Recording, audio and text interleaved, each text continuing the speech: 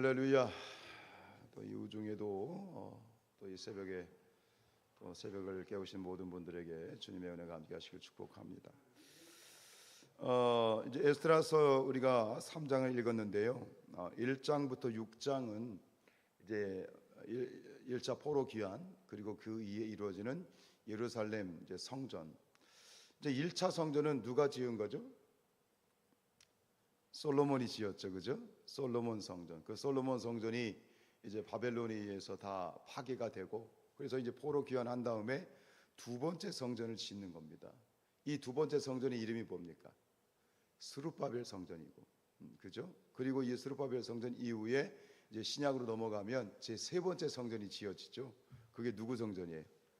헤롯 성전입니다. 예. 그래서 이제 스룹바벨, 이제 바벨론에서 1차로 귀환한 1차 포로들을 이제 영도한 이끌어온 스룹바벨이 이제 주도를 해서 그 성전을 지었다 해서 이 성전이 스룹바벨 성전인데, 이제 오늘 3장부터 6장까지가 이제 성전, 스룹바벨 성전의 이제 재건에 대한 이야기입니다.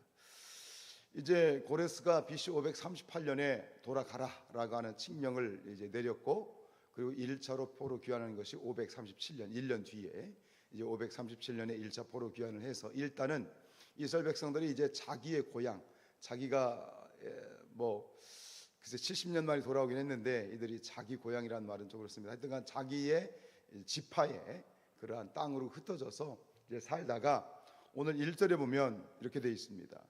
이스라엘 자손이 각자의 성읍에 살았더니, 그죠?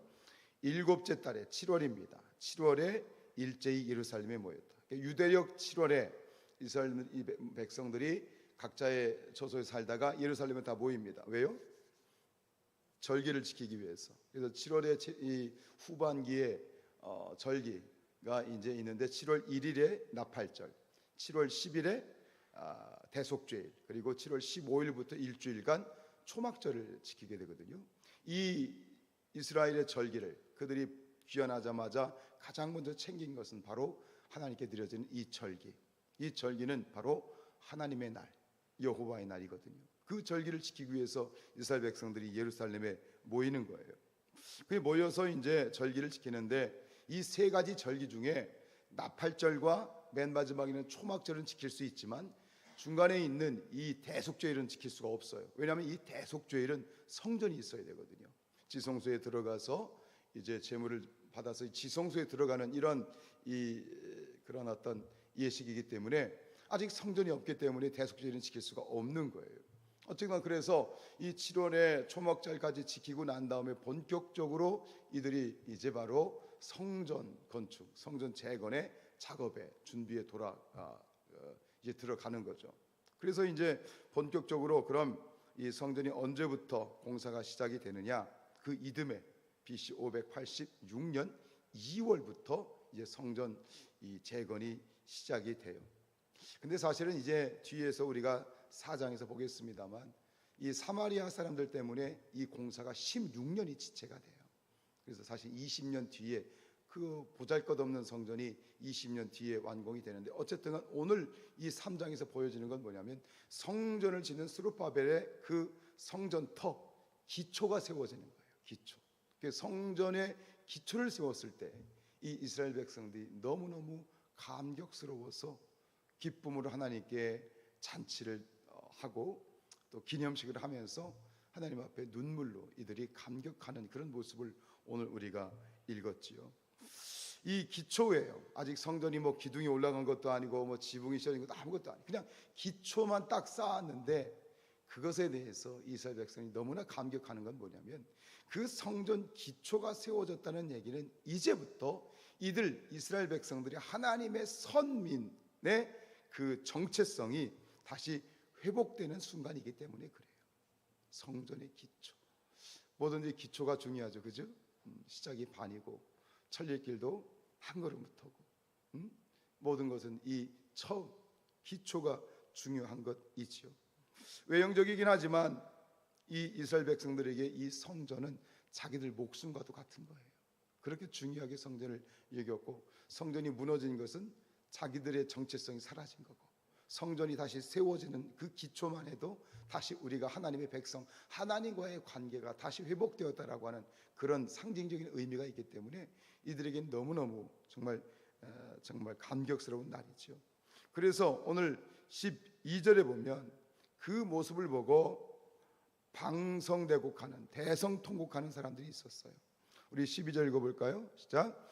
제사장들과 레위 사람들과 나이 많은 족장들은 보았으므로 이제 이 성전의 기초를 놓임을 보고 대성통곡하였으나 여러 사람은 기쁨으로 크게 함성을 질렀다 그랬어요. 여기 보면 첫 성전을 본 사람들, 첫 성전이 어떤 성전이에요? 누가 지은 성전? 솔로몬 성전이요. 이 솔로몬 성전을 보았던 사람들, 그러니까 상당히 굉장히 나이가 많은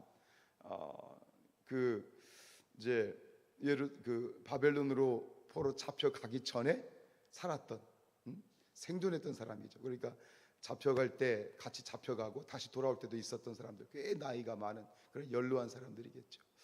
근데 이 사람들이 그 솔로몬 성전을 보았다라는 말은 뭐냐면, 그리고 이 스룹바벨 성전의 기초가 놓인 것을 보고 대성통곡했다는 얘기는 두 가지 의미가 있어요. 첫 번째는 뭐냐면 감격이죠.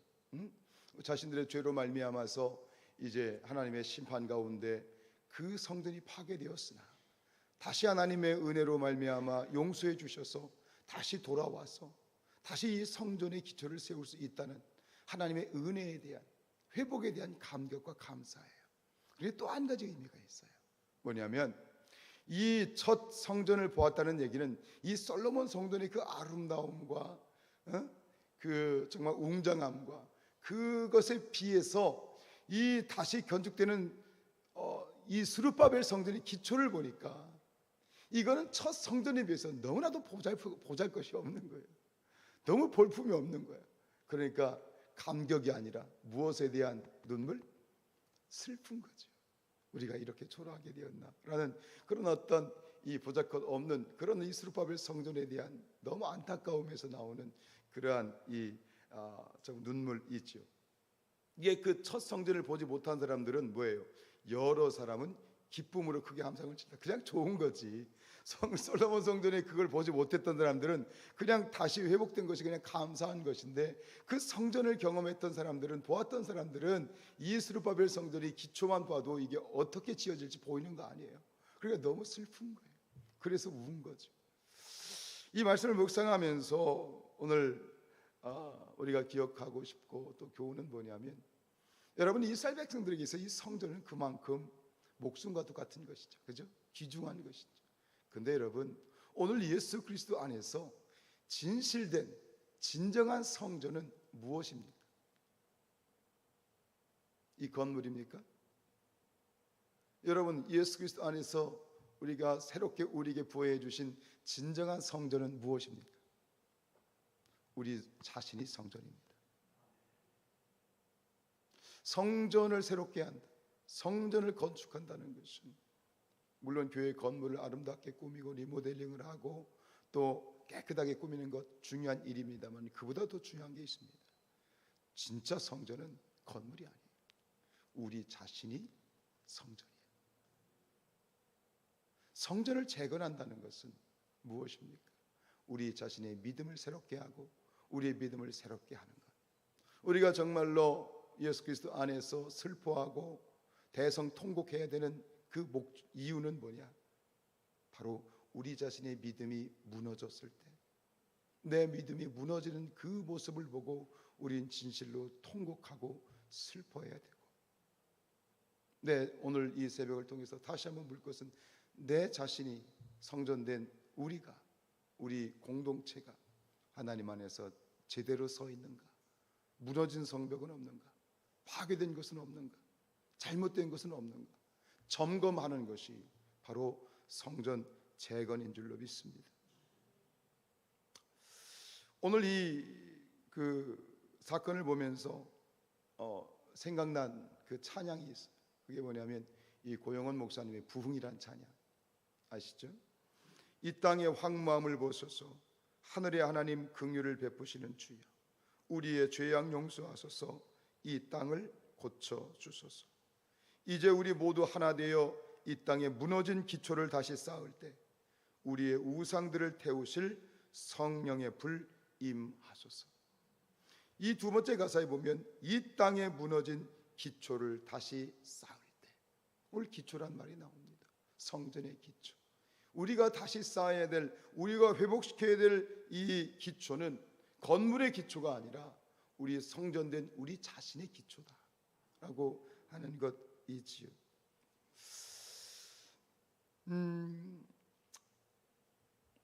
우리가 다시 점검해야 될 무너진 기초, 성전의 기초, 그리고 성전된 우리 자신, 우리 성도들 각 개인에게 있어서의 기초는 무엇일까요? 우리가 새롭게 해야 될 기초는 무엇일까요? 묵상 가운데 주신 마음은 이것입니다. 하나님과의 관계입니다.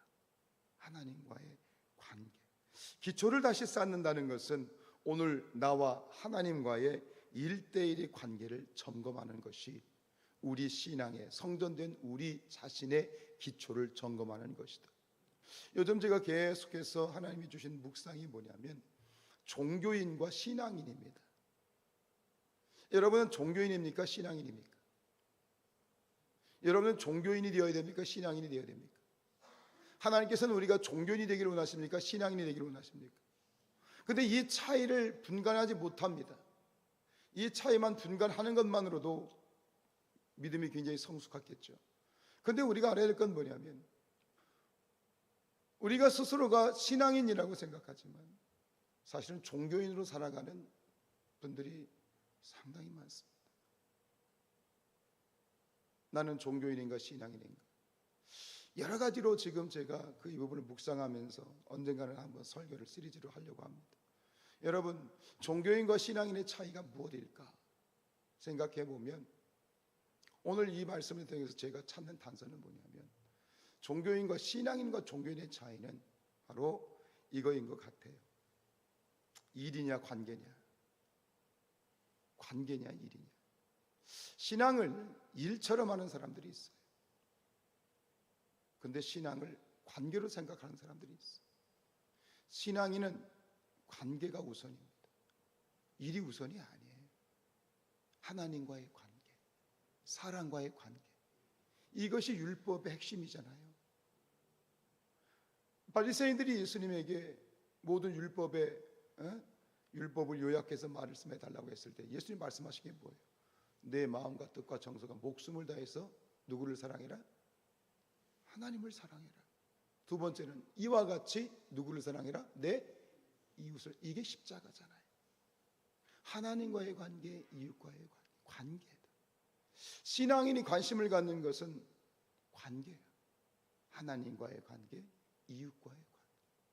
근데 종교인은 뭘 생각하냐면 일을 생각해요. 교회 일. 일이 아니다. 관계다.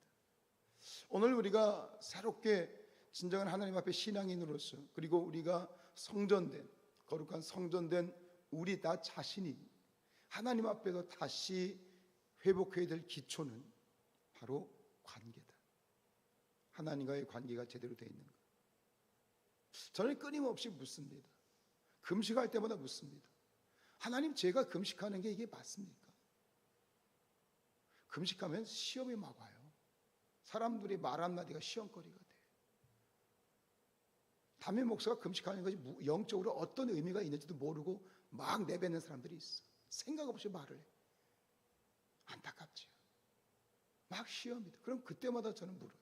하나님, 제가 도대체 무엇 때문에 금식하는지 알려주십시오. 그렇게 기도합니다. 시험이 될 때가 많아요. 여러분, 그럼 오늘 느끼는 거, 하나님 주신 답은 이거예요.